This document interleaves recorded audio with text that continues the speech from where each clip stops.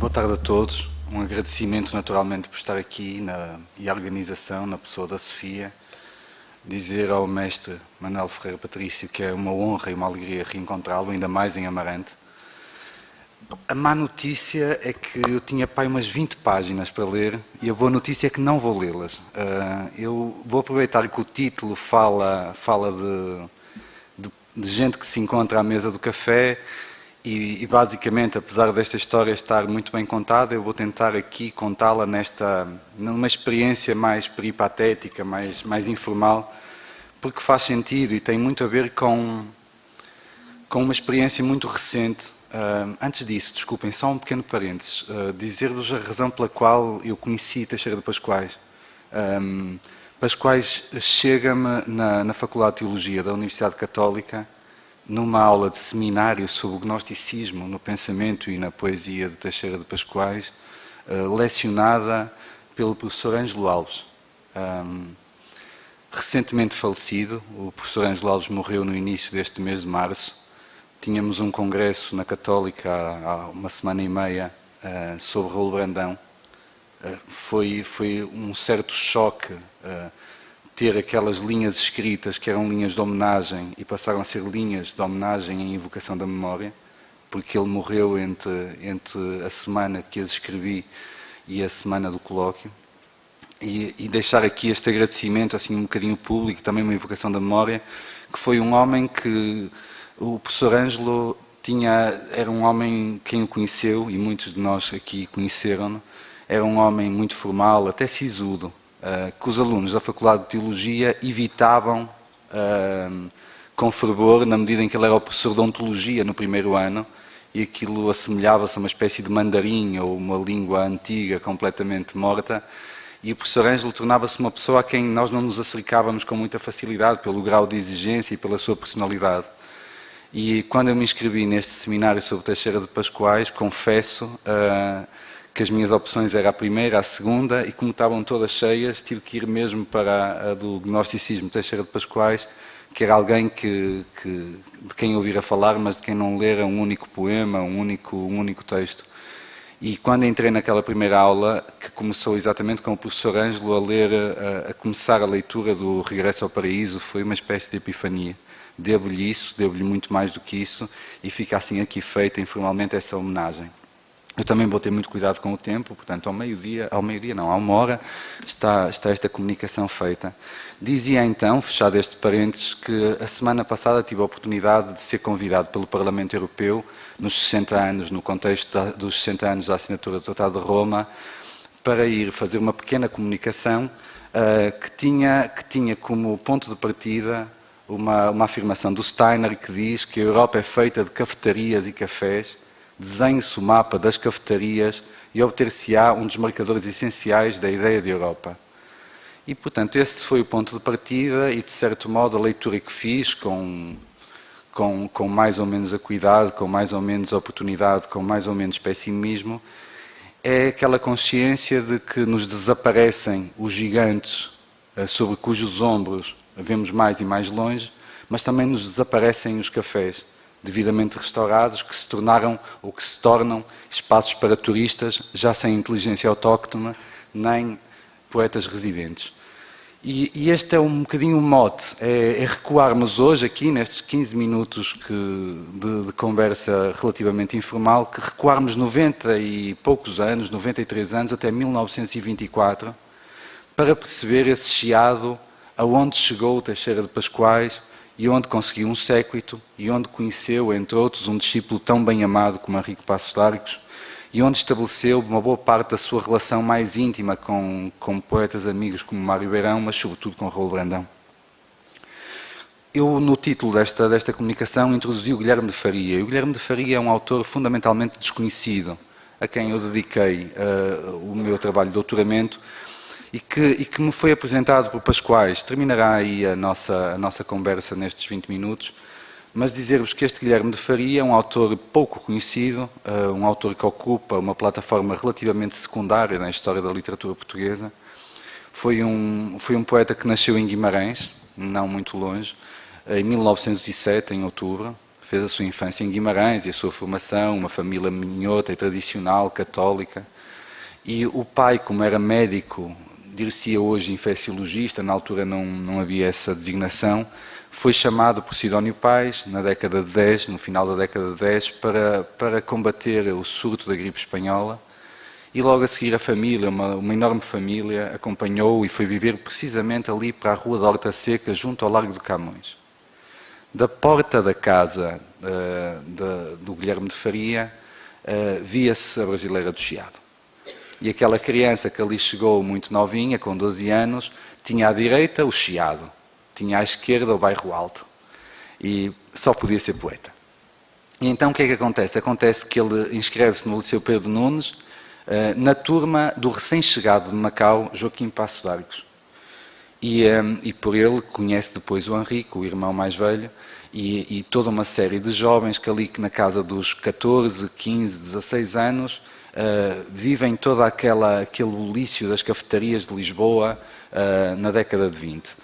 Há uma iniciativa muito interessante, que é um bom ponto de partida para esta brevíssima reflexão, que é uma revista que teve um número 0, e dizendo que teve o número 0 não teve mais número nenhum, portanto não foi um fracasso editorial, chamada precisamente O Chiado. É um espécime raro essa.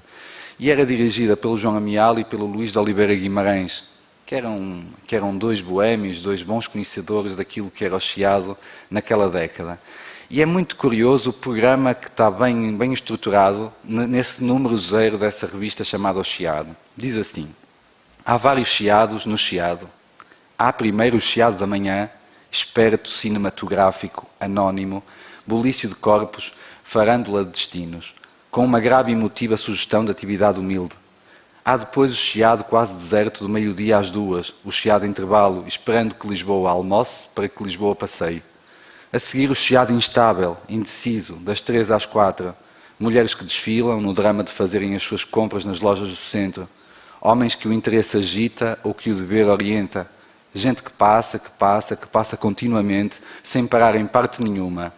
Por fim, o Chiado máximo, o Chiado das 5 horas e dos 5 sentidos, mates de luxos, arena de flirts, esplendor de pastelarias vibrantes.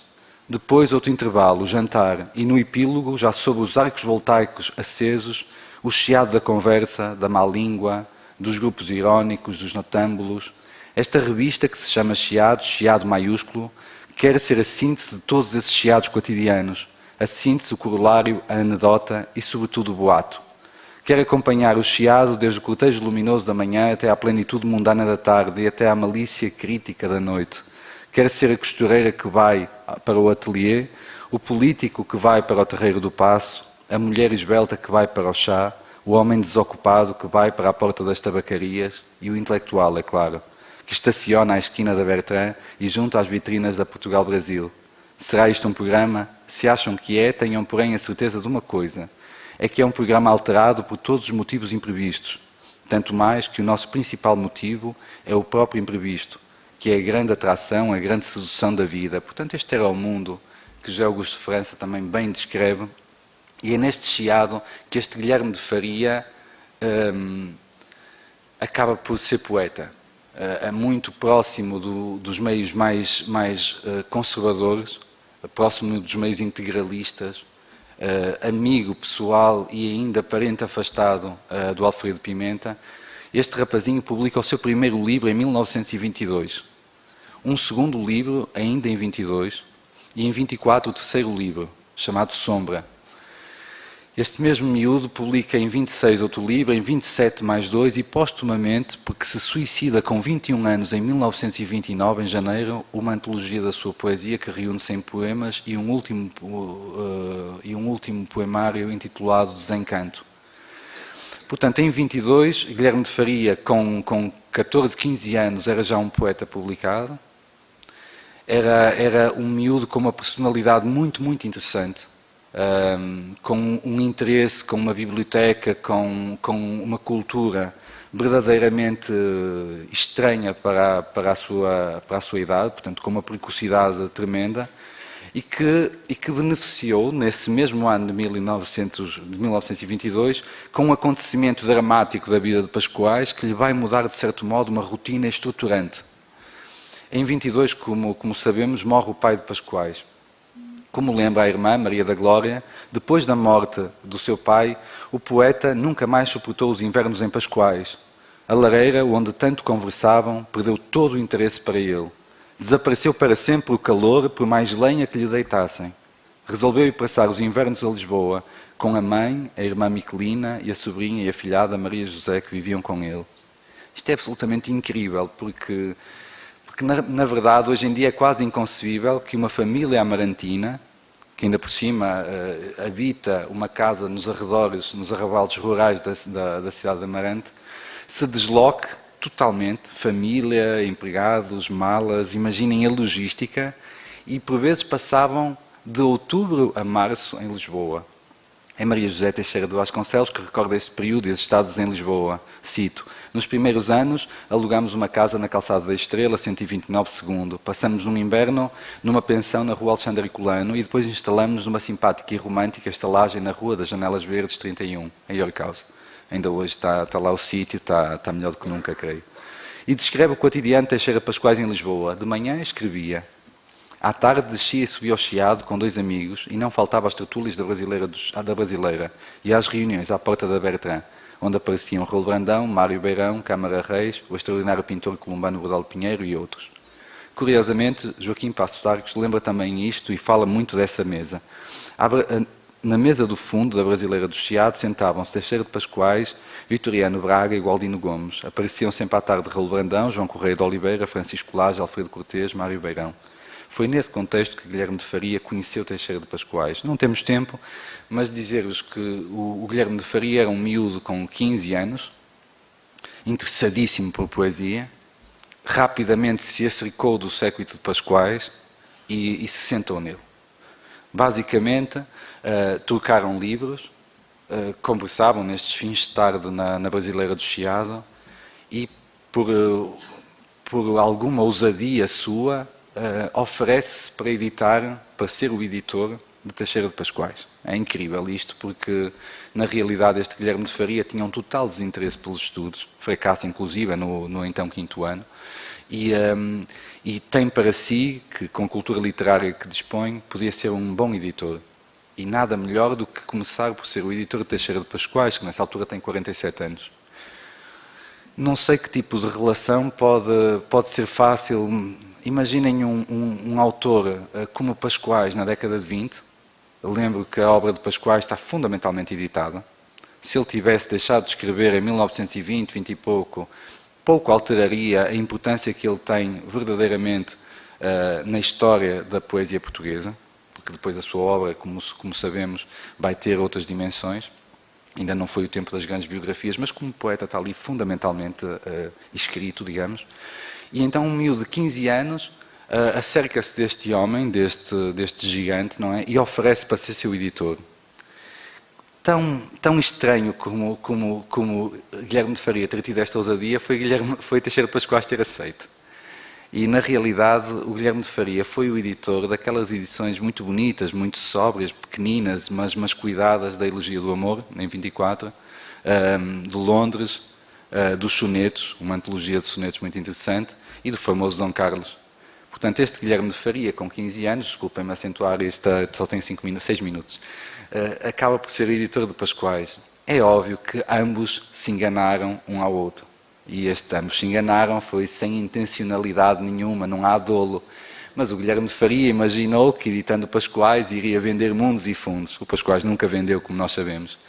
O Teixeira de Pascoais achou que esta vivacidade, esta fugosidade do jovem poeta e editor lhe permitiria assim um destaque que eventualmente nesse momento ele sentia que não tinha. É óbvio que as coisas descambaram. A história acaba mal. Eles desentendem-se em 1925, na realidade desentendem-se e arranjam pretextos para se desentender. São poetas, ou seja, são seres humanos que sentem muitos sentimentos e, por conseguinte, são relativamente instáveis e tornam-se ali conflituantes. Há ali uma dureza na correspondência deles tremenda e, portanto, separam-se. Guilherme de Faria não é simpático, Pascoais, e nós conhecemos o temperamento de Pascoais, é duro. E por conseguinte, separam-se. O Teixeira de Pascoais levará o seu caminho, que nós também conhecemos muito bem até 1952. O Guilherme de Faria pôs fim ao seu caminho muito cedo, em 1929, como disse, com apenas 21 anos. Ficaram esses 4 livros, mas mais. Na biblioteca de Guilherme de Faria havia 20 livros de Pascoais, 15 dos quais oferecidos pelo próprio Guilherme de Faria. Mas mais do que isso, esta história é pouco edificante no final, mas tem ali um intervalo muito interessante, que é o Guilherme de Faria que apresenta a Teixeira de Pascoais, o Henrique Passos d'Arcos e o próprio António Pedro, mas sabemos que o Henrique Passos d'Arcos vai ser uma espécie de amigo profundo, como nós percebemos pela correspondência, o discípulo bem amado de Pascoais. E é Guilherme de Faria que faz essa mediação. E a história acaba por ter uma componente muito, muito interessante. Eles realmente chateiam-se, eles aborrecem-se um com o outro, desentendem-se dramaticamente. Sabemos que, apesar de tudo, eu sei, e isto está escrito depois aqui no documento, que a culpa terá sido... Desculpem, fui moralista agora. Mas a causa do desentendimento será evidentemente a relação que também o próprio Guilherme estabelece com Mário Beirão ali em agosto de 1924, porque percebe-se pela correspondência que quanto mais gosta de Mário Beirão, menos gosta de Teixeira de Pascoais. E o Mário Beirão terá aí tido um papel de instabilização dessa relação, e que é algo que nós conhecemos bem, porque há um interessante testemunho do José Gomes Ferreira, quase, naquele texto, quase um relatório do convívio com um grande poeta nos cafés de Lisboa nos anos 30, que ajuda-nos a contextualizar esta questão. 3 minutos. O nosso culto, dizia o José Gomes Ferreira, o nosso culto por Pascoais talvez acendrasse em Beirão uma natural hostilidade ciumenta. Teixeira de Pascoais fingia não reparar nesta pequenina tempestade em copo d'água, ou quem sabe, talvez ela lhe agradasse. Mas ficaria, com certeza, forrado de picadela de alfinetes se assistisse à cena a que o Carlos Queiroz assistiu e logo correu a contar-nos a ferver de fúria. Palavras do Carlos Queiroz. Querem saber como o tipo se referiu ao Pascoais quando o viu na Brasileira? Desta madeira infame, 2 pontos. Lá vem o homenzinho de Amarante. Ora 3 pontos. E diz o José Gomes Ferreira, não me afoito a escrever como o Carlos Queiroz classificou o Mário Beirão.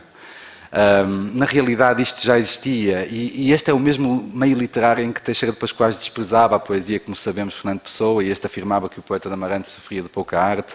Um meio particularmente afetado por invejas, intrigas e maledicência, em que a sensibilidade apura egocentrismos cruéis. Por temperamento, nem Pascoais, nem Guilherme de Faria lidavam muito bem com isto.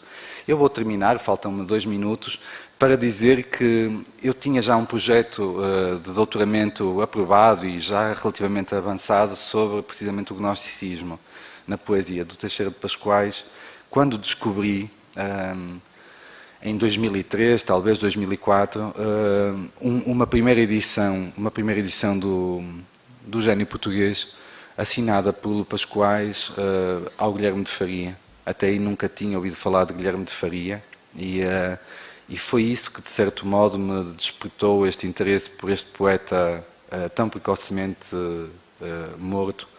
E dizia assim, assinado e dedicado por Pascoais ao jovem e querido poeta Guilherme de Faria, lembrança de Teixeira de Pascoais. E lê-se na última página desse mesmo exemplar, nota, 2 pontos, pela caligrafia do Guilherme. Pascoais ofereceu-me este livro em 19 de março de 1924. Na realidade, acaba por ser muitíssimo bonito, muitíssimo interessante que o Guilherme de Faria tenha chegado à minha companhia pela mão de Pascoais. De certo modo, a história reconciliou 2 poetas desencontrados. E, portanto, esta acaba a ser uma história de encontro, desencontro e reencontro, e isso é muito positivo, não é? E passados estes anos, a poesia de Guilherme de Faria está reeditada, a parte significativa do seu espólio foi recuperada, identificada e está a ser estudada, a sua biografia e a leitura hermenêutica da sua obra foram já objetos de estudo em vários artigos e conferências e até na minha dissertação de doutoramento, e tudo começou na caligrafia Teixeira de Pascoais, numa espécie de reencontro que, se não reconcilia necessariamente os seus poetas, permite pelo menos a memória desse tempo em que havia poetas e havia espaços neste caso cafés, ou que eram uma caixa de ressonância para aquilo que esses poetas falavam e um lugar de encontro. Muito obrigado.